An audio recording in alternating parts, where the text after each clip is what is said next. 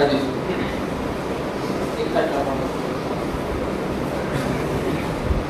عن ابي ذر قال لي رسول الله صلى الله عليه وسلم اتق الله حيثما كنت واتبع السيئه الحسنه تمحوها وخالق الناس بخلق حسن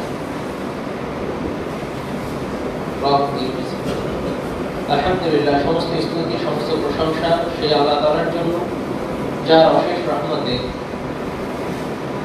আমরা আজকের এই পবিত্র দিনে আমাদের যাবতীয় দুনিয়াবী ব্যস্ততাকে বাদ রেখে তার এই পবিত্র দিনে এসে তার জন্য আমাদের দুনিয়াবী কর্মব্যস্ততাকে ফেলে রেখে তার জন্য স্বল্প কিছু সময় ব্যয় করার তৌফিক পেয়েছি সেই মহান রবের প্রতি সকলে অন্তরের অন্তঃস্থল থেকে বলে আলহামদুলিল্লাহ।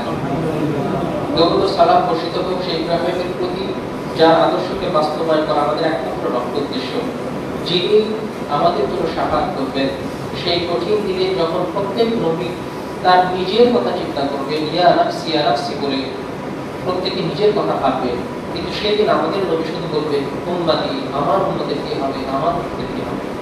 সেই নবীর প্রতি দরুদ ভরা কণ্ঠে দরুদ পাঠ করি সাল্লাল্লাহু আলাইহি ওয়াসাল্লাম। সম্মানিত উপস্থিতি, আপনারা অবগত আছেন আজকের আমার সংক্ষিপ্ত আলোচনার বিষয় মানব জীবনে পাপের কুপ্রভাব। আল্লাহ তাআলা আমাদেরকে দুনিয়াতে এমনিতেই ছেড়ে দেননি, আমাদেরকে দুনিয়াতে পাঠিয়েছেন, আমাদেরকে আবার তার নিকটে ফিরে যেতে হবে। দুনিয়াতে স্বল্প কিছু দিনের জন্য আল্লাহ আমাদেরকে মুসাফির হিসাবে পাঠিয়েছেন। এই কতটুকু তার আমলের ঝুলিকে কতটুকু সমৃদ্ধ করতে পারছে এটা আল্লাহ তাআলা সেদিন দেখবেন। আল্লাহ তাআলা আমাদের জন্য জান্নাতকে সৃষ্টি করে রেখেছেন, আমাদের সামনে দুনিয়াকে উন্মুক্ত করে দিয়েছে। কেউ চাইলে জান্নাতের পথে চলে যেতে পারে, কেউ চাইলে জাহান্নামের পথে চলে যেতে পারে। আমাদের সামনে পাপের রাস্তা আল্লাহ খুলে দিয়েছেন, জান্নাতের রাস্তা আল্লাহ তাআলা আমাদের সামনে খুলে দিয়েছেন। যে বান্দা যেদিকে ইচ্ছা সে যেতে পারে, এই ইচ্ছা শক্তি আল্লাহ তাআলা বান্দাদেরকে দিয়ে দিয়েছেন। এই যে ইচ্ছা শক্তি পাওয়ার পর আমরা সেই আল্লাহর কতটুকু হক আদায় করতে পারছি, আমরা যদি আমাদের দিকে তাকাই, আমাদের কর্মচারী যারা থাকেন, আমাদের অধীনস্থ যারা থাকেন, তারা যদি আমাদের হুকুম বা অর্ডার না মানে, তাহলে আমরা তাদের উপরে অবশ্যই কোনো না কোনো রিয়াকশন নেই, ছোট হলেও রিয়াকশন নেই। অর্থাৎ আমার হুকুম, আমার অর্ডার না মানার কারণে তার উপরে একটা প্রভাব পড়ে, হয় তার চাকরির উপরে প্রভাব পড়ে, অথবা তার মন মানসিকতার উপরে প্রভাব পড়ে আমার রাগ দ্বারা, অথবা তার স্যালারিতে প্রভাব পড়ে, বেতনে প্রভাব পড়ে, তার টাকা কম দিল দ্বারা পড়ে। তেমনি ভাবে আমরা যখন আল্লাহ তাআলার অবাধ্যতায় লিপ্ত হই, হয়তো আমরা জানি না যে আমাদেরকে কিভাবে আল্লাহ তাআলা শাস্তি দিচ্ছেন, এটা আমরা অনেক সময় বুঝতে পারি না। পাপের কারণে মানুষের জীবনে প্রভাব পড়ে এবং খুবই জোরালো ভাবে পড়ে, প্রত্যেকটা সেকেন্ডে পড়ে। প্রথমে আমরা পাপের পরিচয়টা জেনে নিই। পাপ কাকে বলা হয়? পাপের যে বাংলা অর্থ সেটা আমরা প্রত্যেকেই জানি, কলুষতা, অন্যায় করা, কলুষতা, খারাপ কাজ করা। এটাকে আল্লাহ তাআলা কোরআনে তিনটা ভাষায় নিয়ে আসছেন, আল-ইসম, আল-মাসিয়া, আল-যানব। এই তিনটা শব্দ আল্লাহ তাআলা কোরআনে ব্যবহার করেছেন। মাসিয়া, যানব এবং ইসম, তিনটা হচ্ছে পাপ বা গুনাহ। যদিও এর শাব্দিক কিছু পার্থক্য রয়েছে, তবু সামগ্রিক অর্থ যেটা অর্থ হচ্ছে পাপ। আহমদ মুসলিম রাহিমাহুল্লাহ তিনি তার বইয়ে এই পাপের সংজ্ঞা দিয়েছেন। তিনি বলেছেন তারকু মা উজিবা আও ফুরিদা মিন কিতাবিহি আও আলা লিসানি রাসূলিল্লাহ সাল্লাল্লাহু আলাইহি ওয়াসাল্লাম। এটা আল মাআসি ওয়া আথারুহা, পাপ এবং পাপের কুপ্রভাব, এই বই পেয়ে যাবেন ইনশাআল্লাহ 30 নম্বর পৃষ্ঠাতে। তিনি বলছেন পাপ হচ্ছে এমন জিনিসকে পরিত্যাগ করা যেটা আল্লাহ এবং তার রাসূলের মাধ্যমে ফরজ করা হয়েছে। আল্লাহর কিতাবের মাধ্যমে, রাসূলের জবান দ্বারা যেগুলোকে ওয়াজিব করা হয়েছে, মুসলমানের জন্য যেগুলোকে, মানুষের জন্য যেগুলোকে ওয়াজিব করা হয়েছে, আবশ্যক করা হয়েছে, সেগুলোকে ছেড়ে দেন। এই হচ্ছে পাপ। وارتكاب ما نهى الله عنه أو رسوله صلى الله عليه وسلم من الأفعال أو الأعمال الظاهرة أو الباطنة। অথবা যেই কাজ সম্পর্কে আল্লাহ এবং তার রাসূল নিষেধ করেছেন, সেটা হয় কোনো কথা, হতে পারে কোনো কাজ, হতে পারে সেটা প্রকাশ্যে অথবা অপ্রকাশ্যে, এমন কোনো কাজ করা যেটা আল্লাহ এবং তার রাসূল নিষেধ করেছেন, এবং এমন কাজকে পরিত্যাগ করা যেটা আল্লাহ এবং তার রাসূল ওয়াজিব করেছেন।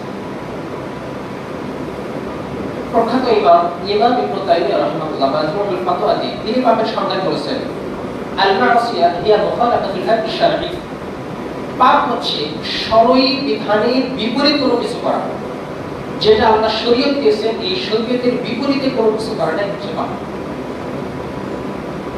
আরো বিভিন্ন উলামায়ে কেরাম বিভিন্ন ভাবে পাপের সংজ্ঞা সংজ্ঞায়িত করলেও আমাদের কাছে সবচেয়ে নিখুঁত এবং এতে আমাদের আর কোনো পাপ চিনতে আর কোনো সমস্যা হবে না এমন সংজ্ঞা আমাদের রাসূল সাল্লাল্লাহু আলাইহি ওয়াসাল্লাম দিয়েছেন।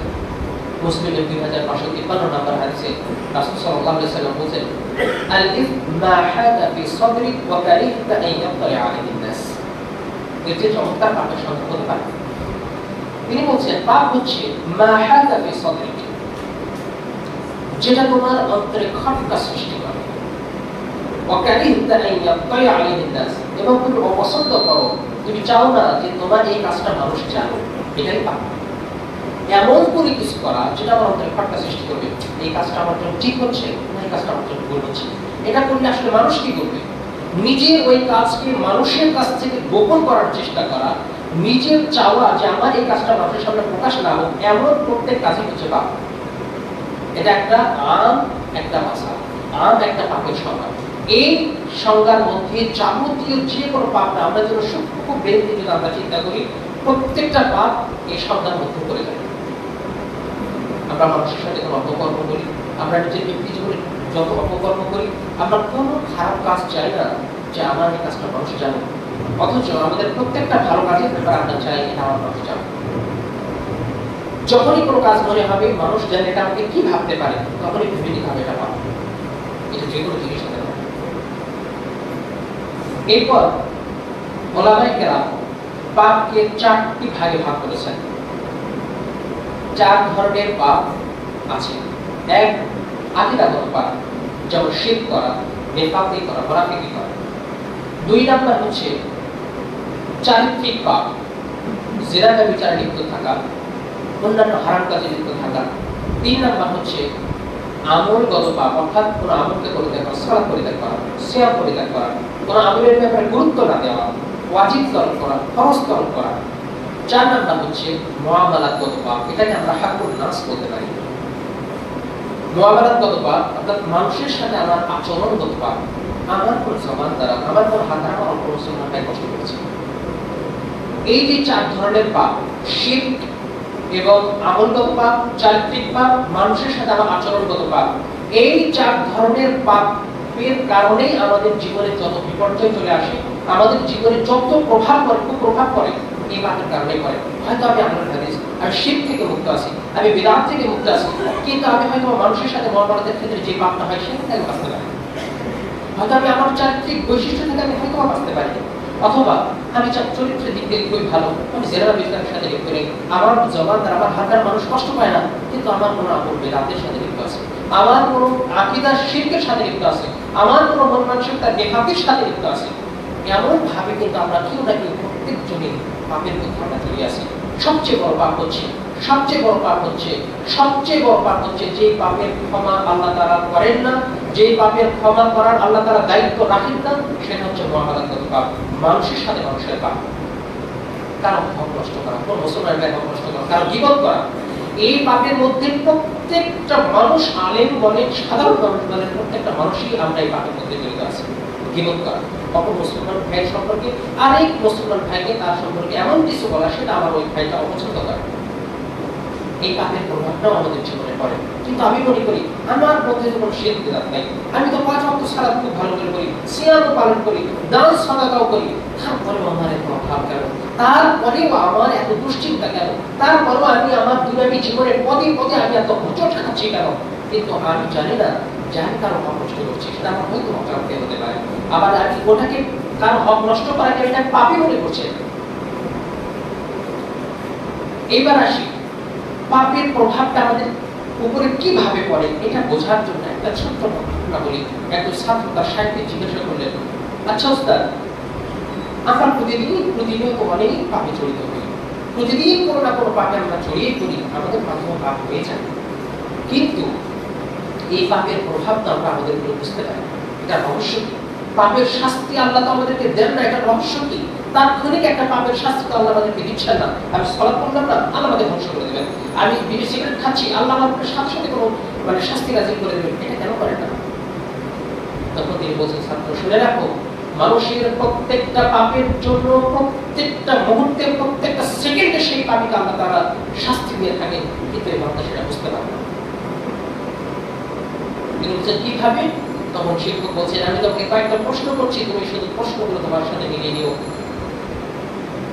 শেষ রাত্রিতে আল্লাহর সাথে মোনাজাত করা, আল্লাহর সাথে কথা বলার যে তৃপ্তি আছে, আল্লাহর সাথে একান্তে নিরিবিলিতে কথা বলার যে তৃপ্তি আছে, একজন সৃষ্টি এবং একটা স্রষ্টার মধ্যে যে সম্পর্কের একটা গভীরতা আছে, সম্পর্কের একটা নিশ্চয়তা আছে, আল্লাহর সাথে কথা বলা, যে আল্লাহ তোমার সব দরকে ক্ষমা করে দিতে পারেন, যে আল্লাহ তোমার সব চাহিদা পূরণ করে দিতে পারেন, তার সাথে কথা বলার যে একটা পরিতৃপ্তি অন্তরে অনুভব করা যায়, সেই পরিতৃপ্তি তুমি পাও, সেই মোনাজাত করার কি সেই ভাগ্য তোমার হয়?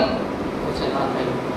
বলছে কত রাত তুমি ঘুমিয়ে কাটিয়ে দিচ্ছ, সেই রাত্রিতে তোমার কি আল্লাহর কালামুল্লাহ থেকে সামান্য 2-4টা আয়াত বা একটা পৃষ্ঠা পড়ার তোমার প্রতিদিন ভাগ্য হয়? বলছে না। প্রত্যেক বছর যে ইবাদতের মৌসুমগুলো যাচ্ছে, রমাদান মাস, শাওয়াল মাস, জিলহজ মাস, এই যে মহিমান্বিত মাসগুলো যাচ্ছে, প্রত্যেকটা সপ্তাহে 2টো করে দিন চলে যাচ্ছে সিয়াম পালন করার, প্রত্যেকটা মাসে 3টা করে দিন চলে যাচ্ছে সিয়াম পালন করার, এই যে এই ইবাদতগুলো করার কি তোমার সৌভাগ্য হয়? বলছে না। কতদিন তুমি অবসর, প্রত্যেকটা দিন তুমি অবসর সময় কাটিয়ে দিচ্ছ, একটা সেকেন্ডের জন্য কি তোমার জিহ্বা নড়ে? তাসবিহ করে, আল্লাহু আকবার বলে, সুবহানাল্লাহ বলে, লা ইলাহা ইল্লাল্লাহ পাঠ করে, আস্তাগফিরুল্লাহ বলে, এই সুযোগ কি তোমার হয়? বলছে না, হয় না। তাহলে এর চেয়ে বড় শাস্তি আর কি হতে পারে? যেখানে আল্লাহ তাআলা বলেছেন, লাউ আনজালনা হাযাল কুরআনা আলা জাবালিন লারাআইতাহু খাশিআন মুতাসাদ্দিআন মিন খাশিয়াতিল্লাহ, যদি এই কোরআনকে কোনো পাহাড়ের উপরে নাযিল করা হতো, সেই পাহাড় চূর্ণ বিচূর্ণ হয়ে দ্বিখণ্ডিত হয়ে যেত। এই আয়াত শুনে যখন, কোরআন শুনে যখন পাহাড় ভেঙে যাওয়ার কথা আল্লাহ তাআলা বলেছেন, সেই কোরআনের আয়াতকে তোমার অন্তরে প্রভাব ফেলে, তোমার অন্তরকে কি বিগলিত করে? জান্নাতের উদ্যগ্র বাসনায় কি তোমার অন্তর ভরপুর হয়ে ওঠে? জাহান্নামের সেই কঠিন আযাবের কথা শুনে কি তোমার অন্তর কাঁদে? একটু অশ্রু ঝরে? ঝরে না। এর যে বড় শাস্তি তো বান্দার পক্ষে আর কিছুই হতে পারে না। আল্লাহ তাআলা যে বান্দাকে যত বেশি ভালোবাসেন, সেই বান্দার মাধ্যমে আল্লাহ তাআলা ভালো মনে ইবাদত করিয়ে দেন। যে বান্দার প্রতি আল্লাহর যত রাগ আছে, যে বান্দাকে আল্লাহ যত বেশি ঘৃণা করেন, এই বান্দাকে আল্লাহ তাআলা ভালো কাজ থেকে তত বেশি দূরে রাখেন। এই বান্দার নসিবে আল্লাহ তাআলা ভালো কাজ করার তৌফিক আল্লাহ তাআলা দেন। কারণ দুনিয়াবী জীবনে আমরা যদি আমাদের সবচেয়ে গোছানো কাজগুলো চাই, আমরা আমাদের সবচেয়ে বিশ্বস্ত কাজগুলো যদি আমরা করে নিতে চাই, আমরা সবচেয়ে আমাদের কাছের মানুষের মাধ্যমে করে নিতে চাই না? যার রুচি ভালো, রুচিশীল, আমার বিশ্বস্ত, তাকে আমি ম্যানেজারের দায়িত্ব দিই। আমার যত্নের কাজ আমি তাদেরকে দিই যাদেরকে আমি পছন্দ করি, যাদেরকে আমি ভালোবাসি। কিন্তু যাকে আমি ভালোবাসি না, যাকে আমার মনে হয় আমার সাথে বিশ্বাসঘাতকতা করতে পারে, ইতিপূর্বে আমার সাথে বিশ্বাসঘাতকতা করেছেন, আমি তার মাধ্যমে কোনো কাজ করি। আল্লাহ তাআলা যে বান্দাকে যত বেশি ভালোবাসেন, আল্লাহ তাআলা সেই বান্দাকে ভালো কাজ করার তৌফিক ততটা দেন। যে বান্দার অন্তর জান্নাতের জন্য যতটা ব্যাকুল হয়ে থাকে, যে বান্দার অন্তর জাহান্নামের কথা শুনে যতটা ভয় কাতর হয়ে থাকে, আল্লাহ তাআলা ওই বান্দাকে সবচেয়ে বেশি ভালোবাসেন। একটা বান্দার অন্তরের বক্রতার চেয়ে সেই বান্দার প্রতি পাপের কঠিন শাস্তি, তার চেয়ে বড় শাস্তি নেই। সুতরাং এটা বুঝে নিতে হবে, যখনই মনে হবে আমার কাছে ইবাদতগুলো ভারী করে হচ্ছে, আমার কাছে আল্লাহর বিধান মানাগুলো কষ্টকর হয়ে যাচ্ছে, আমি আল্লাহর বিধান থেকে অনেক দূরে চলে যাচ্ছি, বুঝে নিতে হবে হয়তোবা আল্লাহ আমার উপরে রাগান্বিত আছেন, হয়তোবা আল্লাহ চাচ্ছেন না আমার মাধ্যমে ফজরের সালাতটা হোক, আমি ফজরে উঠতে পারছি না, তার মানে আল্লাহ চাচ্ছেন না আমার মাধ্যমে আল্লাহ সেই ফজরের সালাতটা তুলে নিয়ে, আমার মাধ্যমে আমল করিয়ে নিয়ে আল্লাহ আমাকে তার কাছে টানতে চাচ্ছেন না, যার কারণে আমাকে আমল থেকে দূরে রাখছেন। আল্লাহ যে বান্দাকে যত কাছে টানতে চান, সেই বান্দাকে তত আমল করার সুযোগ দেন, যাতে ওই আমলের মাধ্যমে বান্দা আমার কাছে চলে আসে। সুবহানাল্লাহ ওয়া বিহামদিহি, সুবহানাল্লাহিল আযীম। যে বান্দা আমল থেকে যত দূরে, সেই বান্দার উপরে সবচেয়ে বড় শাস্তি, পাপের শাস্তি যেটা বুঝে নিতে হবে। আমি হয়তোবা অজান্তে অথবা চিন্তা করলে আমরা আমাদের পাপগুলো ধরতে পারবো, এই পাপের কারণে আমার ইবাদত করার স্বাদ নষ্ট হয়ে যাচ্ছে, আমার ইমানের স্বাদ নষ্ট হয়ে যাচ্ছে। পাপের সবচেয়ে বড় এবং সবচেয়ে মারাত্মক প্রভাব হচ্ছে ইবাদত থেকে মানুষের মনকে বিমুখ করে দেয়া, ইবাদতের স্বাদকে নষ্ট করে দেয়া, আল্লাহর সম্পর্কের যে একটা মিষ্টতা আছে এই মিষ্টতা থেকে তাকে ভুলিয়ে রাখা। 2 নম্বর প্রভাব হচ্ছে পাপ মানুষের পার্থিব জীবনকে দারিদ্র দায়ী ভোগায়। অর্থাৎ পাপ মানুষের এই পার্থিব জীবনকে অভাব অনটনের মধ্যে রেখে দেয়।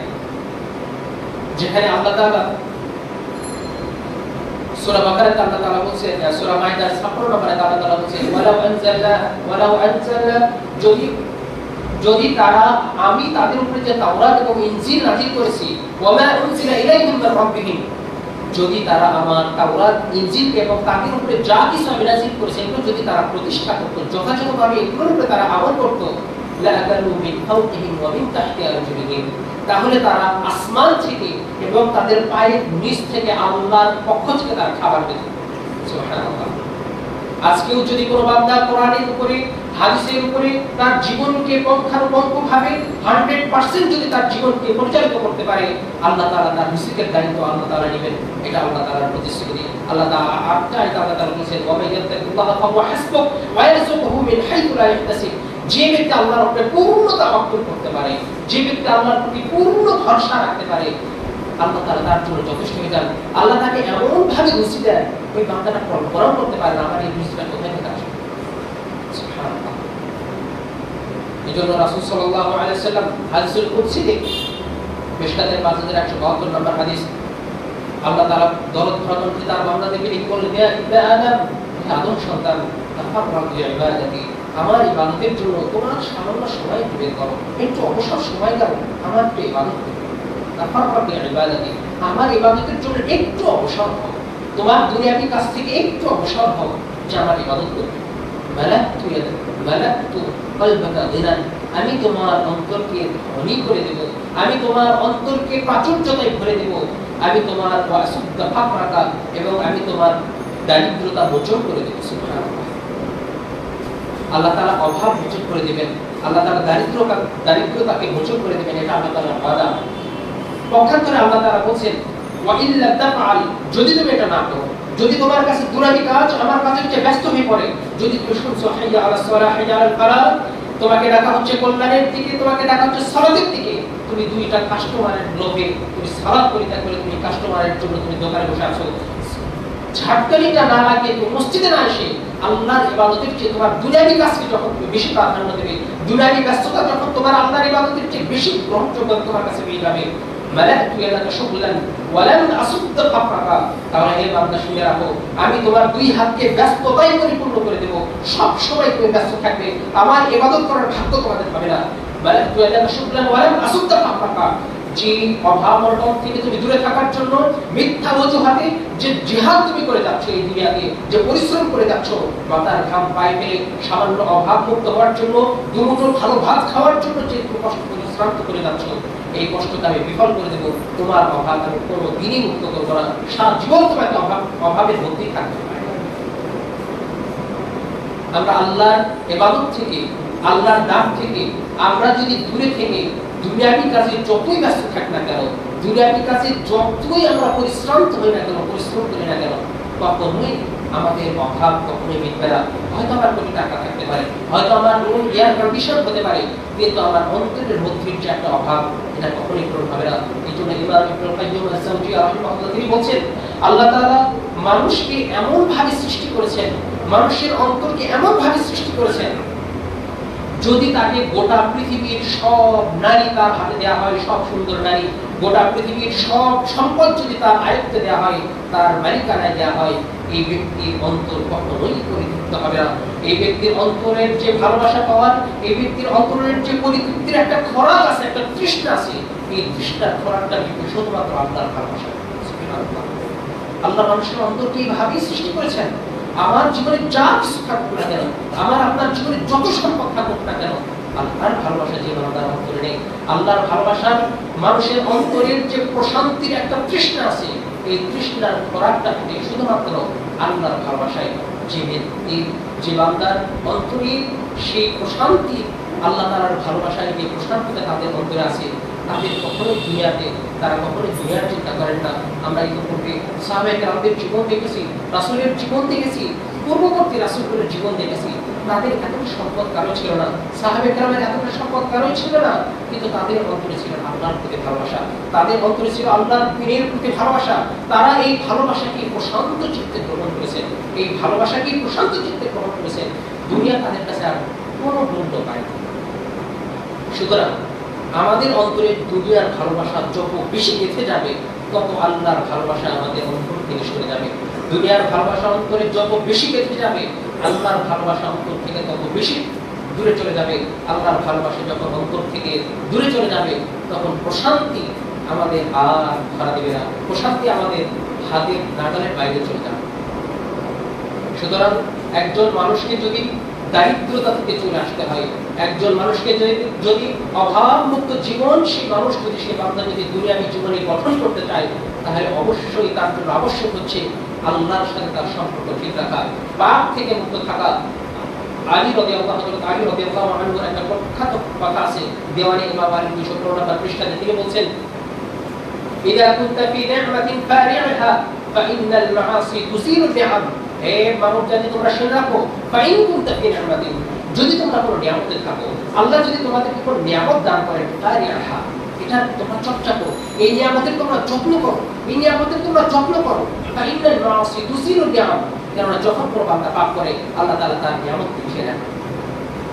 ওয়াহাফিজ আলাইহা বিতাকওয়াল ইলাহ, তুমি তাকওয়ার মাধ্যমে এই আল্লাহর নিয়ামতকে সংরক্ষণ করো, তাকওয়ার মাধ্যমে, আল্লাহ ভীতির মাধ্যমে তোমার এই নিয়ামতকে তুমি সংরক্ষণ করো।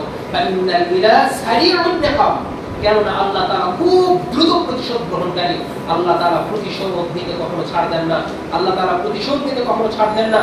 বান্দা যখনই কোনো পাপ করবে, সেই পাপের প্রভাব তার অন্তরে পড়বে। এটার প্রমাণ আমরা ইনশাআল্লাহ পরবর্তী হাদিসে আর পেয়ে যাব। আব্দুল্লাহ ইবনে আব্বাস রাদিয়াল্লাহু আনহু তিনি বলেছেন, রাওদাতুল মুহিব্বিনের 444 নম্বর পৃষ্ঠাতে ইনশাআল্লাহ আমরা পেয়ে যাব তার একটা প্রখ্যাত কওল। তিনি বলেন, ইন্নালিল হাসানাতি, একটা ভালো কাজের প্রভাব, চমৎকার একটা প্রভাব হচ্ছে নূরুন ফিল কলবি, অন্তরের আলো করে দেয়। একটা মানুষ যখন ভালো কাজের মধ্যে থাকে, তার অন্তরটা আলোকিত হয়ে যায়। ওয়াসিরান ফিল ওয়াজহি, তার চেহারাটা সুন্দর হয়ে যায়, তার চেহারাকে সুন্দর করে দেয়া হয়। ওয়া কুওয়াতান ফিল জাসাদি, এবং তার শরীরকে শক্তিশালী করে দেওয়া হয়, তার শরীরে ওই জিনিসটা শক্তি করে দেয়। ওয়া সাআতান ফিল রিজকি, তার রিজিককে প্রশস্ত করে দেওয়া হয়। ওয়া মুহাব্বাতান ফি কুলুবিন নাস, এবং মানুষের অন্তরে তার জন্য ভালোবাসা ঢুকে দেওয়া হচ্ছে। যখন কোনো মানুষ ভালো কাজ করে, তার অন্তরে একটা নূর দেওয়া হয় আল্লাহর পক্ষ থেকে, তার শরীরকে শক্তিশালী করা হয়, তার চেহারায় আল্লাহ প্রদত্ত একটা নূরানি চেহারা আল্লাহ তাআলা দান করেন, এবং তার রিজিককে প্রশস্ত করে দেন। শুধু তাই নয়, মানুষের অন্তরে ওই বান্দার জন্য আল্লাহ তাআলা ভালোবাসা ঢেলে দেন। ওয়া ইন্না লিসাইয়্যিআ, আর পাপের একটা কুপ্রভাব হচ্ছে, যখন কোনো বান্দা পাপ করে, যুলমাতান ফিল কলবি, তার অন্তরকে আল্লাহ তাআলা অন্ধকারাচ্ছন্ন করে দেন। ওয়াশিরান ফিল ওয়াজহি, তার চেহারা যতই সুন্দর হোক, সে যত ফর্সা হোক, সে যত চেহারার যত যত্ন করুক না কেন, তার চেহারার মধ্যে একটা মলিনতার ছাপ থাকে, একটা বিকৃতির ছাপ থাকে। এরপরে বলছেন ওয়াহনান ফিল জাসাদি, এবং তার শরীরকে করে দেওয়া হয় দুর্বল। ওয়া নাকসান ফিল রিজকি, তার রিজিককে সংকুচিত করে দেওয়া হয়। ওয়া গাফিলাতান ফি কুলুবিন নাস, এবং মানুষের অন্তরে তার জন্য ঘৃণা ফেলে দেওয়া হয়। মানুষ তাকে ঘৃণা করে, হয়তোবা আমি আপনার সাথে কোনো অন্যায় করিনি, কিন্তু আমাকে আপনি একটা পাপ কাজ করতে দেখেছেন, যেটা আমার সাথে হয়তো যায় না। আপনার অন্তরে আমার সম্পর্কে এমনিতেই ঘৃণা সৃষ্টি হয়ে যাবে, আপনার সাথে আমার কখন খারাপ আচরণ করতে হবে। এই জন্য পাপ কাজের অনেক বড় প্রভাব আছে। পাপ কাজ আমাদের দৈনন্দিন জীবনকে, আমাদের রাষ্ট্রীয় জীবনকে, ব্যক্তি জীবনকে, পারিবারিক জীবনকে এতভাবে বিধ্বস্ত করছে, এটা আমরা বুঝতে পারছি না। আমরা মানুষের দোষ দিই, আমরা অত মুসলমানের দোষ দিই, স্ত্রীর দোষ দিই, সন্তানের দোষ দিই, অথচ বুঝি না আমার প্রতিপালকের সাথে আমার সম্পর্ক কেমন, তাহলে আমার সম্পর্ক আমার অধীনস্থদের সাথে কেমন হবে, তাহলে এটা আমরা হিসাব করতে পারবো, সহজেই করবে। 2 নাম্বার হচ্ছে, পাপের কারণে মানুষের অন্তর ভরা যায়। পাপ মানুষের হৃদয়কে মেরে ফেলে, পাপ মানুষের হৃদয়কে মেরে ফেলে। মনে রাখা উচিত, মানুষের মৃত্যু 2 ভাবে হয়, মানুষের মৃত্যু 2 ভাবে হয়। এক হচ্ছে আল মাউতুল জাসাদিয়া, শারীরিক মৃত্যু। মানুষ যখন মারা যায় তিন ভাবে হয়। একটা হচ্ছে মানুষ যখন ঘুমিয়ে যায় তখন সে মারা যায়। আল্লাহ ওই রূহকে যখন আল্লাহ তাআলা তার শরীরে ফিরিয়ে দিবেন না, তখন সে ব্যক্তি আর কখনো ফিরে আসতে পারবে না। যখন মানুষ ঘুমিয়ে যায় তখন তার রূহটা তার শরীরে থাকে না। মানুষ যখন ঘুমিয়ে যায় তখন সে স্বভাবতই সে কোনো কিছু দেখতে পায় না, স্বভাবতই সে কোনো কিছু শুনতে পায় না। এটা মানুষের একটা মৃত্যু, ছোট মৃত্যু।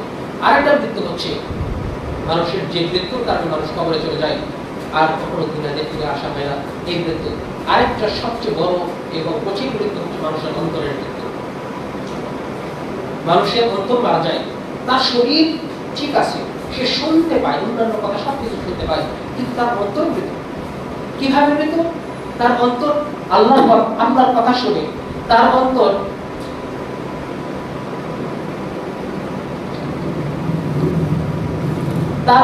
আল্লাহর কথা শুনে, কোরআনের কথা শুনে, হাদিসের কথা শুনে, অথচ ওই ব্যক্তির অন্তরে আল্লাহর ভয় সঞ্চারিত হয় না। ওই ব্যক্তির অন্তরে জান্নাতে যাওয়ার উদগ্র বাসনা সৃষ্টি হয় না। ওই ব্যক্তির অন্তরে জাহান্নাম থেকে বেঁচে থাকার আপ্রাণ চেষ্টা থাকে না। যখন কোনো বান্দাকে কোরআন হাদিসের কথা বলা হয়, যখন কোনো বান্দাকে কোরআনের কথা বলা হয়, হাদিসের কথা বলা হয়, তার সামনে যখন জান্নাতের রাস্তা স্পষ্ট, জাহান্নামের রাস্তা স্পষ্ট, সে বুঝতে পারছে এই রাস্তাটা পাপের রাস্তা, তারপরে সে ওই রাস্তা দিয়ে চলে যাচ্ছে। কোরআন হাদিস যখন তার অন্তরে প্রভাব ফেলবে না, আমার শারীরিক কান শুনতে পাচ্ছে, কিন্তু অন্তরের কান যখন শুনতে না পারবে, তখন বুঝে নিতে হবে আমার অন্তর মারা গেছে। মানুষের শরীরের যেমন কান আছে, মানুষের শরীরের যেমন চোখ আছে, অন্তরেরও তেমন কান আছে, অন্তরেরও তেমন চোখ আছে। অন্তর যখন মারা যায় তখন মানুষ আর হিদায়াতের কথা শুনতে পারে না। এই জন্য আল্লাহ তাআলা কাফের মুশরিকদের ব্যাপারে বলেছিলেন, সুম্মান বুকমান ওয়া উমিয়ান ফাহুম লা ইয়ারজিউন। হে মুহাম্মদ, আপনি কাকে ডাকছেন? সুম্মুন, এরা হচ্ছে বধির, এরা অন্ধ, এরা কানেও শোনে না, চোখেও দেখে না। ফাহুম লা ইয়ারজিউন, এরা ফিরবে না, এদের অন্তর মারা গেছে। কাফের মুশরিক বধির ছিল? বধির ছিল না, তার কোরআন শুনতে পেত, রাসূলকে দেখতে পেত, তারপরে তারা ঈমান আনয়ন করে। সুতরাং মানুষের অন্তর মারা যাওয়ার চেয়ে বড় আর কোনো ক্ষতি মানুষের হতে পারে না। হুযায়ফা রাদিয়াল্লাহু আনহু তিনি বলছেন, আমি রাসূল সাল্লাল্লাহু আলাইহি ওয়াসাল্লামকে বলতে শুনেছি, মুসলিমের 144 নম্বর হাদিস, রাসূল সাল্লাল্লাহু আলাইহি ওয়াসাল্লাম বলছেন, শেষ জামানাতে মানুষের কাছে ফিতনাগুলো আসবে কাল হাসিরি উদান উদান, চাটাই বুনানের মতো করে ফিতনা মানুষের অন্তরে আসতেই থাকবে। চাটাই বুনানের মতো, চাটাই যেমন একটার পর একটা বোনানো হয়, ওইভাবে একটার পর একটা মানুষের অন্তরে ফিতনা আসতেই থাকবে। ফাআইযু কলবিন উশবিবাহা, যে অন্তর ওই ফিতনাকে তার অন্তরে স্থান দেবে, যে মানুষ ওই ফিতনাকে তার অন্তরে স্থান দেবে, নুকিতাত ফি কলবিহি নুকতাতুস সাওদা, তখন ওই বান্দার অন্তরে একটা কালো দাগ ফেলা হয়। মানুষের অন্তরকে আল্লাহ সাদা পরিচ্ছন্ন স্বচ্ছ করে আল্লাহ তাআলা সৃষ্টি করেছেন। যখন কোনো বান্দা কোনো পাপ কাজ করে ফেলে, ওই পাপ কাজের প্রভাবের সাথে সাথে ওই স্বচ্ছ অন্তরে একটা কালো কালি করে যায়, একটা কালো দাগ থেকে যায়। ওয়াইয়ু কলবিন আনকারাহা, আর যেই বান্দাটা ওই অন্তর ওই ফিতনাকে তার অন্তরে স্থান দেয় না, তখন তার ওই অন্তরের উপরে আবার সাদা শুভ্র দাগ পড়ে যায়। হাত্তা ইয়াসিরু আলা ইলা কলবিন, এইভাবেই মানুষের অন্তর দুভাগে ভাগ হয়ে যায়। মিসলাস সাফা, যে ব্যক্তিটা তার অন্তরে পাপকে ঠাঁই দেয়নি, যে ব্যক্তিটা তার অন্তরে পাপকে স্থান দেয়নি, এই ব্যক্তিটার উদাহরণ হচ্ছে মিসলাস সাফা, একটা সাদা শুভ্র পাথরের মতো। লা তাদুরহু ফিতনাতুল মা দামাতিস সামাওয়াতু ওয়াল আরদ, আসমান জমিন যতদিন বেঁচে থাকবে ততদিন পর্যন্ত এই অন্তরের কোনো ক্ষতি ফিতনা করতে পারে না। তার মানে আপনি যদি একটা পাপ থেকে বেঁচে থাকার চেষ্টা করি, পাপ থেকে বেঁচে থাকার চেষ্টা করতে করতে একটা পাপ থেকে বাঁচলাম, আমার অন্তরে একটা সাদা দাগ করে যায়। আর একটা পাপ থেকে বেঁচে থাকার চেষ্টা করলাম, আবার সাদা দাগ করে যায়। আবার আরেকটা পাপ থেকে বেঁচে থাকলাম, আবার সাদা দাগ করে যায়। এইভাবে বান্দা যখন বারবার পাপ থেকে বাঁচতে থাকে, বাঁচতে বাঁচতে তার অন্তর একসময় সাদা পাথরের মতো হয়ে যায়। এই পাথর এমন শক্ত হয়ে যায়, কিয়ামত পর্যন্ত এই পাথরকে আর কোনো ঈমান বিধ্বংসী কোনো কিছু, কোনো আকীদা বলেন আর কোনো পাপ বলেন, এই অন্তরের কোনো ক্ষতি করতে পারে না। কিন্তু কোন বান্দার অন্তর যদি একবার পাপকে গ্রহণ করে তারপর আবার গ্রহণ করে, এইভাবে হাত্তা তাআলু কলবাহু, এইভাবে তার অন্তরকে একদম কালো করে ফেলে। যখন সে পাপ করে তারপরে একটা দাগ করে, আবার যখন পাপ করে আবার দাগ করে, আবার যখন পাপ করে আবার দাগ করে, এইভাবে পুরো অন্তর একদম কয়লার মতো কালো হয়ে যায়, একদম দুর্গন্ধযুক্ত হয়ে যায়। ফলে এই কালো অন্তরে কোনো ভালো কাজ আসলে সেটা সাপোর্ট করে না, এটা এখানে প্রতিধ্বনি করে আবার বেরিয়ে চলে যায়, ভালো কাজ তার অন্তরে আর লাগতে পারে না। সুতরাং রাসূল সাল্লাল্লাহু আলাইহি ওয়াসাল্লাম বলেছেন, ইল্লা মান তাবা, তবে যারা তওবা করে, ওয়াস্তাগফারা ওয়া তাবা, পাপ করার পরে আল্লাহর কাছে বলে, আল্লাহ আমি পাপ করেছি, পাপ করে ফেলেছি, আল্লাহ তুমি আমাকে ক্ষমা করে দাও। আল্লাহ আমি পাপ করেছি, আমি এই পাপের কাছে আর ফিরে যেতে চাই না, আল্লাহ তুমি আমাকে আমার এই পাপটা ক্ষমা করে দাও। যখন কোনো বান্দা পাপ কাজ করার পরে আল্লাহর কাছে তওবা করে, যখন কোনো বান্দা পাপ কাজ করার পরে আল্লাহর কাছে ক্ষমা চায়, তখন সুতিলা কলবুহু, তখন তার সেই অন্তরের কালো দাগটা এইভাবে মুছে ফেলা হয়, আবার ওই অন্তরটা আবার সাদা স্বচ্ছ পরিচ্ছন্ন হয়ে যায়। এই জন্য আল্লাহ তাআলা সূরা মুতাফফিফিনের 17 নম্বর আয়াতে বলেছেন, কাল্লা বাল রানা আলা কুলুবিহিম মা কানু ইয়াকসিবুন, এই যে অন্তরের যে তার অন্তরে মরিচিকা ধরে ফেলেছে, মরিচিকা অন্তরে ধরে ফেলেছে তাদের কর্মের ফসল। আমরা যখন বারবার পাপ করতে থাকি, বারবার পাপ করতে থাকি, তওবা ইস্তিগফারের ধার ধারি না, মনে করি পাপকে পাপ মনে করি না তেমন ভাবে, তখন এই পাপটা আমাদের অন্তরে যে আস্তে আস্তে আমাদের অন্তরকে কালো কলুষিত করে ফেলে। সুতরাং আমাদের অন্তর মারা যায়। 4 নাম্বার হচ্ছে, আমি সংক্ষেপে বলে যাচ্ছি, 4 নাম্বার হচ্ছে জমিনে বিপর্যয় ছড়িয়ে পড়ে পাপের কারণে। জমিনে যত বিপর্যয় ছড়িয়ে পড়ে সেটা আমাদের পাপের কারণে। এই হাদিসটা আমরা সবাই একটু মনোযোগ দিয়ে শোনার চেষ্টা করব। আব্দুল্লাহ ইবনে উমর রাদিয়াল্লাহু আনহু তিনি মুহাদ্দিসদের উদ্দেশ্যে বলছেন, তিরমিজির 4019 নম্বর হাদিস, মাওকুফ সূত্রে হাদিস। আব্দুল্লাহ ইবনে উমর রাদিয়াল্লাহু আনহু তিনি বলছেন, ইয়া মা'শারাল মুহাজিরিন খামসুন ইযা তুলিতুম বিহিন্না ওয়া আউযু বিল্লাহি আন তুদরিকুহুন্না, 5টি বিষয় তোমাদেরকে পরীক্ষা করা হবে, আমি ভয় করছি এই 5টি বিষয় যেন তোমাদের কাছ থেকে আল্লাহ পরীক্ষা না নেন। তোমাদের কাছ থেকে আল্লাহ 5টি বিষয়ের পরীক্ষা নেবেন বলে আমার ভয় হচ্ছে, আমি আল্লাহর কাছে তোমাদের এই 5টি বিষয় থেকে যেন তিনি পরীক্ষা না নেন, এই আশ্রয় আমি আল্লাহর কাছে যাচ্ছি। 5টি পরীক্ষা কি কি? 1, লাম তাযহারিল ফাহিশাতু ফি কওমিন ক্বাত্তু হাত্তা তু'লিনু বিহা, যখন কোন সম্প্রদায়ের মধ্যে, যখন কোন জনগোষ্ঠীর মধ্যে অশ্লীলতা ছড়িয়ে পড়বে, এমন ভাবে ছড়িয়ে পড়ে তার গোটা সমাজ অশ্লীলতা একদম বিস্তৃত ভাবে ছড়িয়ে পড়েছে, হাত্তা তু'লিনু বিহা ইল্লা ফাশা ফীহিম আত-তাউন ওয়াল আওজা'উ আল্লাতী লাম তাকুন মাদাত ফি আসলাফিহিম আল্লাযীনা বাগাউ, তখন তাদের মধ্যে আল্লাহ তাআলা এমন একটা রোগ দিয়ে দেন, এমন মহামারী দিয়ে দেন, যেটা ইতোপূর্বে কোন যুগে এই মহামারীটা ছিল না।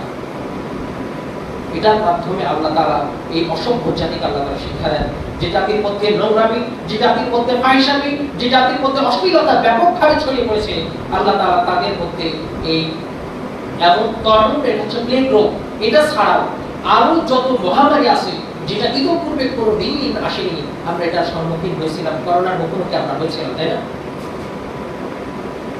যেটা ইতোপূর্বে কখনো কেউ কোনোদিন নাম শোনেনি। এটা কিসের কারণে হয়ে থাকে?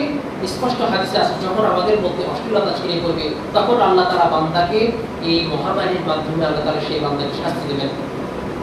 2, লাম ইয়ানকুসুল মিকাল ওয়াল মিজান, যখন কোন সম্প্রদায়, যখন কোন জাতি তার ব্যবসার কাজে মানুষকে ঠকাবে, যখন তার মাপে কারচুপি করবে, ওজনে কারচুপি করবে, তখন আল্লাহ তাআলা কি করবেন?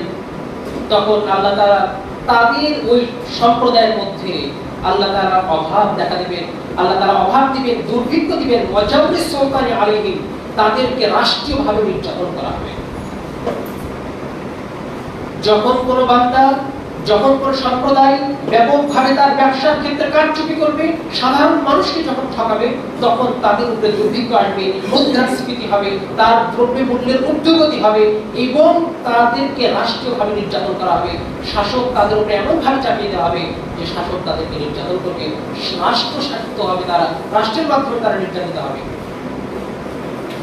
আমরা আজকে যেটাই করি না কেন, সরকারের দোষ দিয়ে আর যেটাই করি না কেন, আমরা যদি আমাদের ব্যক্তি জীবনে তাকাই, আমি আমার ব্যক্তি জীবনে কতটুকু সৎ, আমি 10 টাকার লোভে দুধের মধ্যে পানি মিশাচ্ছি, আমি 10 টাকার লোভে তাকে মাপে কারচুপি করছি, আমি 10 টাকার লোভে ফরমালিন দিচ্ছি, আমি যেখানে 10 টাকার লোক সামলাতে পারছি না, যে দেশে সামান্য পাবলিক রাস্তার যে ম্যান হলের যে উপরের ঝাঁকুনিটা, সেই ঝাঁকুনিটা যে দেশে তৈরি হয়, এই দেশের জনগণ মনে করে তার রাষ্ট্র ক্ষমতায় যদি থাকে তিনি হবে ওমর ফারুক রাদিয়াল্লাহু আনহু। এটা কখন সম্ভব?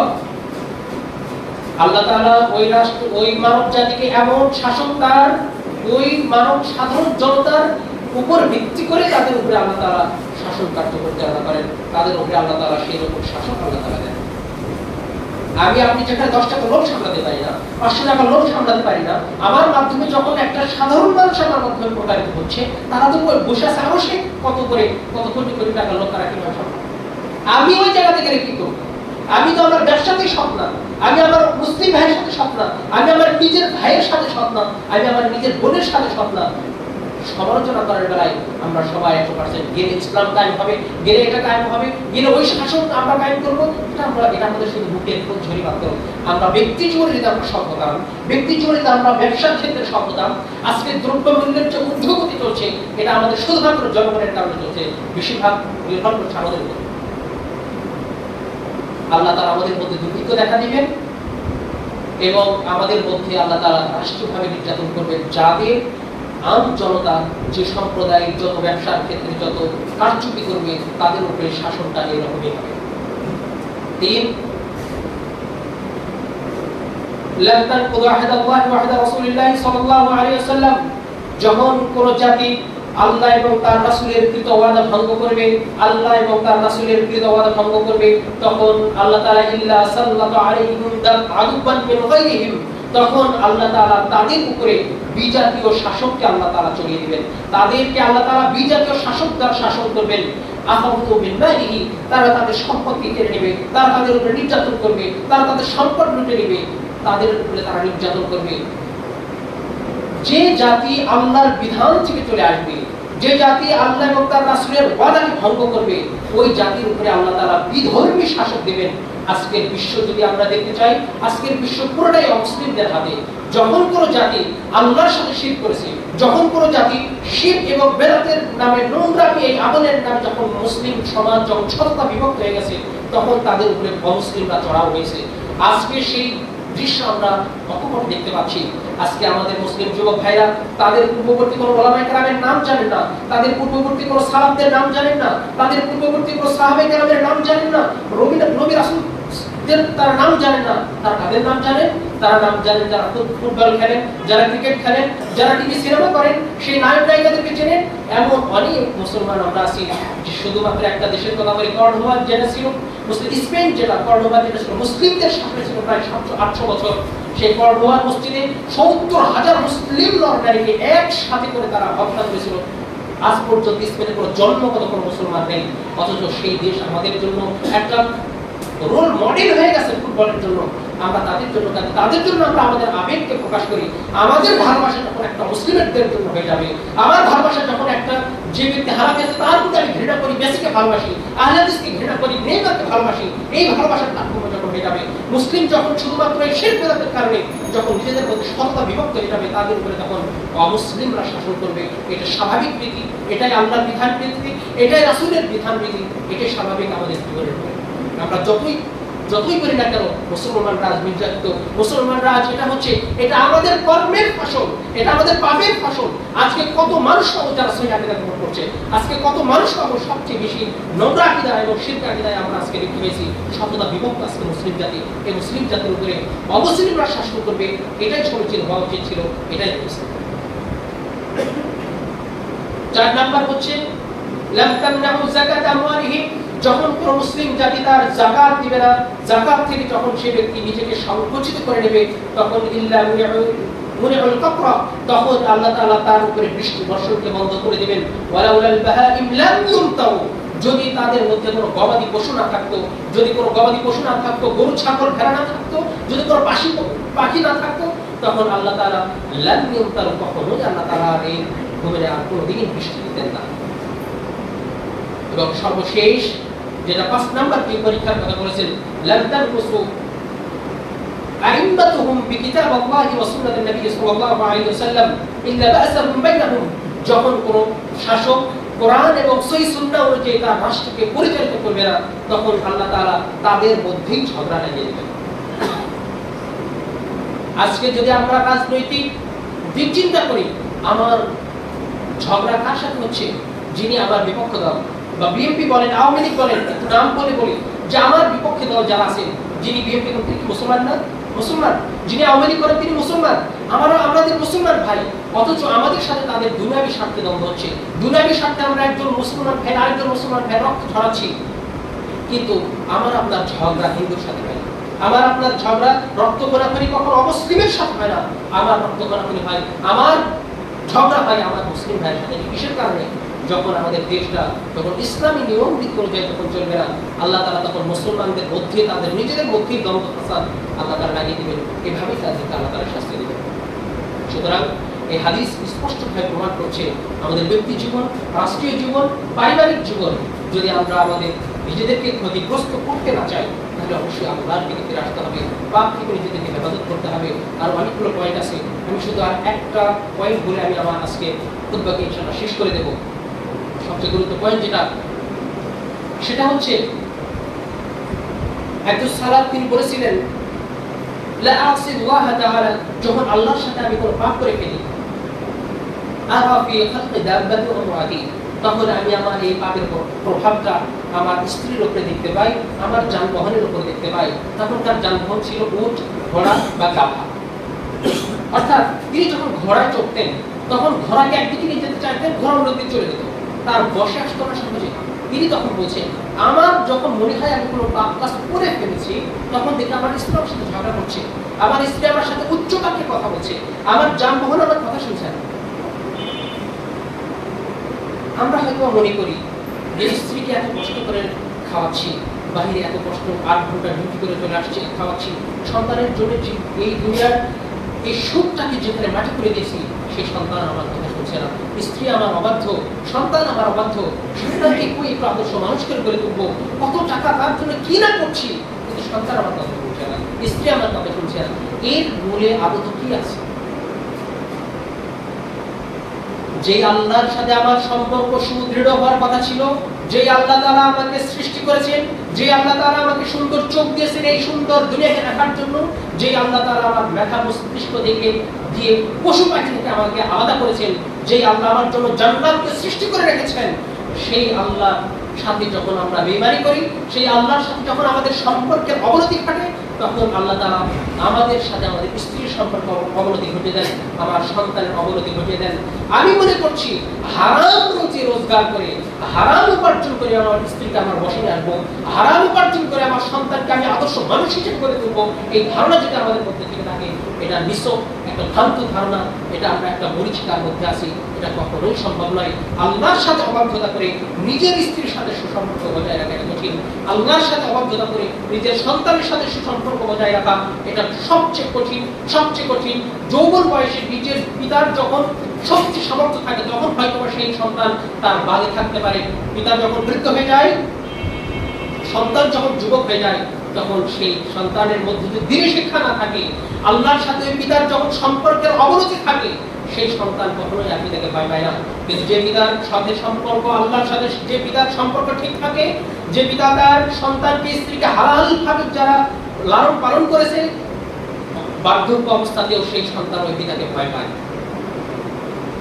সুতরাং আমরা আমাদের পরিবার, পারিবারিক জীবন আমরা কিভাবে গঠন করছি, এটা আমাদের অবশ্যই খেয়াল রাখা দরকার। বান্দা যদি হালালের জন্য চেষ্টা করে, বান্দা যদি আল্লাহর কাছে বলে, আল্লাহ আপনি আমার রিজিক দাতা, আমি আপনার উপরেই ভরসা করছি, আমি আপনার ভয়ে আমি হারামকে পরিত্যাগ করছি, আমাকে হারাম পথ যদি আমাকে না খেয়ে থাকতে হয়, আল্লাহ আপনি যদি আমাকে না খেয়ে রাখেন, আমি তবু তাতে সন্তুষ্ট, কিন্তু আমি হারামের পথে যেতে রাজি নাই। আল্লাহ আমার দায়িত্ব আপনার উপরে, আমি চেষ্টা করছি, আপনি আমাকে চেষ্টার তৌফিক দিয়েছেন, যতটুকু আমি আমার সমর্থনে চেষ্টা করছি, আল্লাহ আপনি আমাকে যতটুকু বুঝে দেন সেই দায়িত্ব আপনার। আপনি আমাকে খেয়ে রাখবেন নাকি না খেয়ে রাখবেন এটা আপনার দায়িত্ব, আমি হারাম পথে যেতে রাজি নই। আল্লাহ তাআলা বলেছেন ফাহাসবুনাল্লাহ, আল্লাহ তাআলা রাসূল ইব্রাহিম আলাইহিস সালাম বলেছেন আল্লাহই যথেষ্ট এই বান্দার জন্য, আল্লাহই ওই বান্দার জন্য যথেষ্ট। তাকে আল্লাহ কিভাবে রিজিক দিবেন ওই বান্দার কখনোই কল্পনা করতে পারবে না। সুবহানাল্লাহ বিহামদিহি সুবহানাল্লাহিল আযীম। পাপের আরেকটা ছোট্ট একটা প্রভাব বলে শেষ করে দিচ্ছি, গুরুত্বপূর্ণ ছাড়তে পারছি না, সেটা হচ্ছে ইলম। ইলমের নূর থেকে মানুষকে বঞ্চিত করা হবে, ইলমের নূর থেকে, জ্ঞানের আলো থেকে মানুষকে বঞ্চিত করা হবে পাপের কারণে। একজন মানুষ অনেক জানতে পারে, একজন মানুষ অনেক জানতে পারে, কিন্তু তার মধ্যে যদি পাপ করার প্রবণতা থাকে, তার মধ্যে যদি পাপের অভ্যাস থাকে, তাহলে ওই ইলম তার কোনো উপকারে আসবে না। ইমাম মালিক রাহিমাহুল্লাহ আল জওয়াব ওয়াল কাফি, ইমাম ইবনে কাইয়িম আয-যাওজিয়্যি রাহিমাহুল্লাহ 18 পৃষ্ঠাতে বলছেন, ইমাম মালিক রাহিমাহুল্লাহ ছাত্র ইমাম শাফিঈ রাহিমাহুল্লাহ, তিনি যখন ইমাম শাফিঈর মধ্যে একটা ব্যথা দেখলেন এবং তার মধ্যে সৃজনশীলতা দেখতে পেলেন, তখন তাকে বললেন, ইন্নী আরাকা আলকাল্লাহ ফি কলবিকা নূরান, হে শাফিঈ শুনে রাখো, আমি দেখতে পাচ্ছি আল্লাহ তোমার অন্তরে নূর ঢেলে দিয়েছেন, লা তুফিহু বিযুলমাতিল মাআসি, তুমি সেই নূরকে, সেই আলোকে তুমি পাপ দ্বারা তুমি দূরীভূত করে দিও না, সেই পাপ দ্বারা তুমি সেই আলোকে তুমি নিভিয়ে দিও না। ইমাম শাফিঈ রাহিমাহুল্লাহ বলেছেন, শাকাউতু ইলা ওয়াকিঈন, আমি আমার উস্তাদ ওয়াকিকে বললাম, সুআ হিফযি, আমি মুখস্থ করতে পারছি না, আমার মুখস্থ শক্তি দুর্বল হয়ে গেছে। ফাআরশাদানি ইলা তারকিল মাআসি, তিনি আমাকে বলে, শাফিঈ তুমি পাপ ছেড়ে দাও, পাপ ছেড়ে দিলে তুমি জ্ঞান অর্জন করতে পারবে, তুমি পাপ ছেড়ে দাও, পাপ ছেড়ে দিলে তুমি জ্ঞান অর্জন করতে পারবে।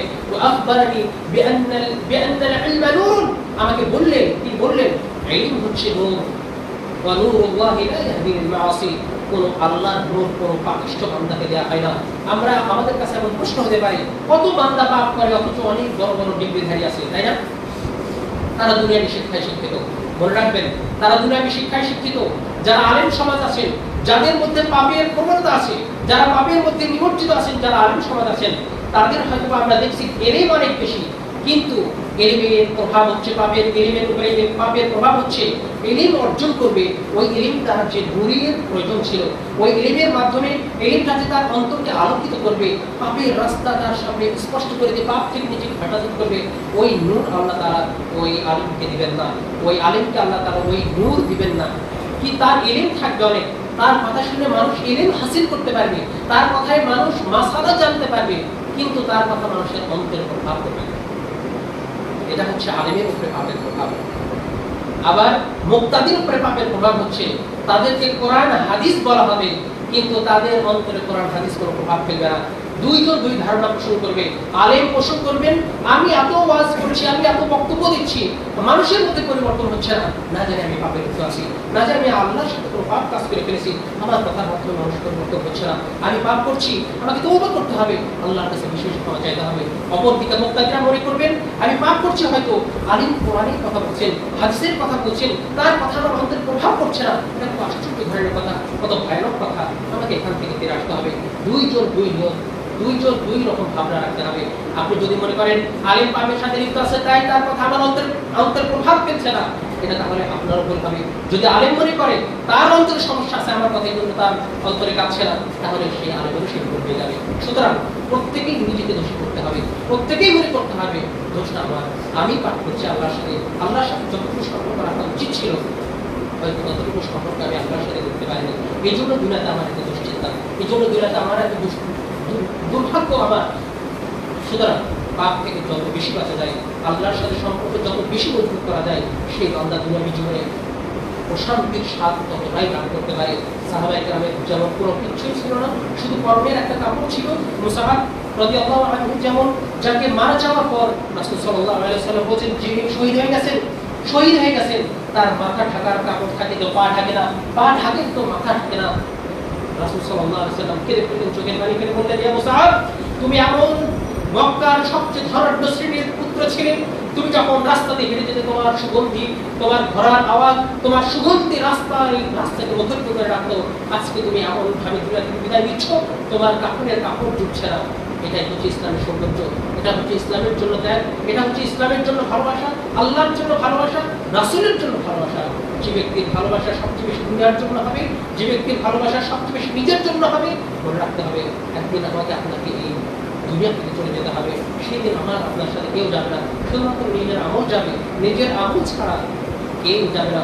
স্বপ্ন আমার আপনার অনেক আছে, একটা বাড়ি করতে হবে, স্ত্রী সন্তান আছে, সন্তান আরো হবে, তাদেরকে কোথায় পড়াবো, অনেক পরিকল্পনা, কিন্তু বিশ্বাসটা যদি এই মুহূর্তে চলে যায়, তাহলে আমাদের কর্মে কি হবে এই বিষয়ে আমরা অনেক ভুলে থাকি, এটা আমাদের স্মরণে থাকে না। সুতরাং মৃত্যুকে বেশি বেশি স্মরণ করতে হবে, মৃত্যুকে সবচেয়ে বেশি বেশি স্মরণ করতে হবে, আল্লাহর সাথে সম্পর্কে সবচেয়ে বেশি মজবুত করতে হবে। মনে রাখতে হবে এই দুনিয়াটা পরীক্ষাগার, মুমিনের জন্য এই দুনিয়াটা পরীক্ষাগার। মুমিনকে এই দুনিয়াতে কষ্টই করতে হবে, কষ্টই মুমিনের জন্য স্বাভাবিক রীতি। মুমিনের জন্য জান্নাত শুধুমাত্র জান্নাতে পাবে। ইমাম আহমদ বিন হাম্বলকে যখন তার সন্তান বলল, বাবা মানুষ কখন প্রশান্তি পাবে, মানুষ কখন প্রশান্তি পাবে, তখন ইমাম আহমদ বিন হাম্বল বললেন, বাবা শোনো, মানুষ যেদিন জান্নাতে প্রথম তার পাটা রাখবে সেই দিন মানুষ তার শান্তি পাবে, সেই দিন মানুষ প্রকৃত সুখ, প্রকৃত আনন্দ কি, প্রকৃত প্রশান্তি কি, সেই দিন সেটা সে অনুভব করতে পারবে। এর পূর্বে মুমিনের জীবনে কোনো প্রশান্তি। সুতরাং আসুন আমরা চেষ্টা করি পাপ কাজ থেকে বিরত থাকার জন্য। আমরা পাপ কাজের কয়েকটা প্রভাব বললাম। এক, আমলের স্বাদকে নষ্ট করে দেয়, আমল থেকে দূরে রাখে, পাপের দিকে সবচেয়ে বেশি ধাবিত করে রাখে। দুই, পাপ কাজ আমাদের দুনিয়ার জীবনে দারিদ্র পীড়িত করে রাখে, অভাব করে রাখে। তিন, পাপ কাজ আমাদের অন্তরকে মেরে ফেলে, অন্তর মরে যাওয়ার কারণে কোরআন হাদিস আমাদের অন্তরে কোনো প্রভাব ফেলে না, জান্নাতের কথা কোনো প্রভাব ফেলে না, জাহান্নামের কথা কোনো প্রভাব ফেলে না। চার, পাপের কারণে আমাদের ইলম থেকে, ইলমের নূর থেকে, জ্ঞানের আলো থেকে আমাদেরকে বঞ্চিত করা হয়। পাঁচ, পাপের কারণে আমাদের জমিনে বিপর্যয় ছড়িয়ে পড়ে, আমাদের পারিবারিক জীবনে, রাষ্ট্রীয় জীবনে পাপের কারণে আমাদের এই প্রভাবটা আমাদের মধ্যে চলে আসে। সুতরাং আরও কিছু প্রভাব ছিল, সময় সংক্ষেপ এগুলো বলা সম্ভব হলো না। আমরা আল্লাহর কাছে বেশি বেশি দোয়া করি, আল্লাহ তাআলা যেন আমাদেরকে আজকের এই ফিতনার থেকে, যেন পাপ থেকে মুক্ত থাকার বেশি বেশি চেষ্টা করার তৌফিক দান করেন, আল্লাহুম্মা আমিন। পাপ থেকে যেন মুক্ত রাখেন, আল্লাহুম্মা আমিন। পাশাপাশি বলবো মসজিদটা ছোট্ট মসজিদটাকে আরো প্রশস্ত করতে হবে, মসজিদের অনেক কাজ বাকি আছে। আমরা যতদূর সাধ্য আমরা একটু চেষ্টা করি আল্লাহর এই মসজিদে দান করার ব্যাপারে যেন আমরা অবশ্যই আগ্রহ পোষণ করি। কি আমাদের মৃত্যুর আগে যখন মালাকুল মউত সেই বান্দার রূহটাকে যখন কবজ করার জন্য আসবে, তখন বান্দা বলবে, লাউলা আখতারতানি ইলা আজালিন করিব আতাসাদদাকতু ওয়া আকুনু মিনাস সালিহিন। আল্লাহ, হে মালাকুল মউত, আমাকে একটু সময় দাও, একটু যদি সময় দাও, আমি তাহলে একটু দান সাদকা করে আসি, একটু দান সাদকা করে একটু সালেহ বান্দা হয়ে যায়। তখন কিন্তু বান্দা তার নামাজের কথা বলবে না, সালাত করতে সময় লাগবে, সিয়াম পালন করতে সময় লাগবে, যে কোনো ইবাদত করতে সময় লাগবে, দান সাদকা করতে কোনো সময় লাগবে না। পকেট থেকে টাকা বের করার সাথে অন্তরের ইখলাস থাকলে সাথে সাথে বান্দা যখন সাথে দান করে, সাথে সাথে তার দান করতে হয়। সালাত করতে দুই রাকাত সালাত করতে সময় লাগে, সিয়াম পালন করতে একটা দিন সময় লাগে, কিন্তু দান সাদকা করতে সময় লাগে। সুতরাং আমরা যখন মসজিদে এই কাজে এগিয়ে আসি, রাসূল সাল্লাল্লাহু আলাইহি ওয়াসাল্লাম বলেছেন, মান বানাল্লাহু মাসজিদান বানাল্লাহু লাহু বাইতান ফিল জান্নাহ। যে ব্যক্তি আল্লাহর জন্য দুনিয়াতে মসজিদের কাজ, দিন মানে মসজিদ বানানো সহযোগিতা করলো, আল্লাহ তাআলা কিয়ামতের দিন তার জন্য একটা ঘর নির্মাণ করবেন। সুবহানাল্লাহি ওয়া বিহামদিহি, সুবহানাল্লাহিল আযীম। أقول قولي هذا أستغفر الله لي ولكم ولسائر المسلمين.